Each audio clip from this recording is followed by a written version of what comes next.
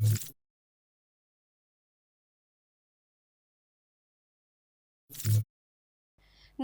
હું છું પ્રિયા અને તમે જોઈ રહ્યા છો જનતા કી જાણકારી ન્યૂઝ।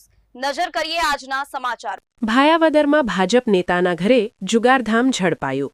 પોલીસે 6 શખ્સોને 2,74,000થી વધુના મુદ્દામાલ સાથે ઝડપ્યા।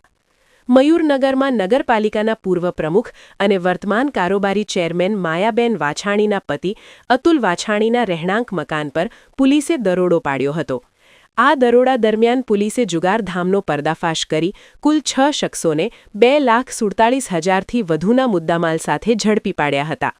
પોલીસે રોકડ રકમ ₹1,04,510, 6 મોબાઈલ ફોન કિંમત ₹40,000 અને 4 મોટરસાયકલ કિંમત ₹1,30,000 સહિત કુલ ₹2,74,510નો મુદ્દામાલ કબજે કર્યો હતો।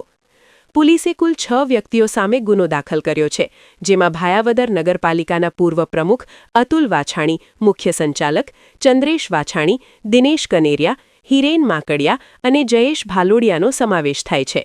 અન્ય એક સિનિયર સિટીઝન કિશોર માકડિયાને નોટિસ આપી છોડવામાં આવ્યા છે, જ્યારે અન્ય 5 વ્યક્તિઓની ધરપકડ કરવામાં આવી છે। પોલીસે વધુ તપાસ હાથ ધરી છે।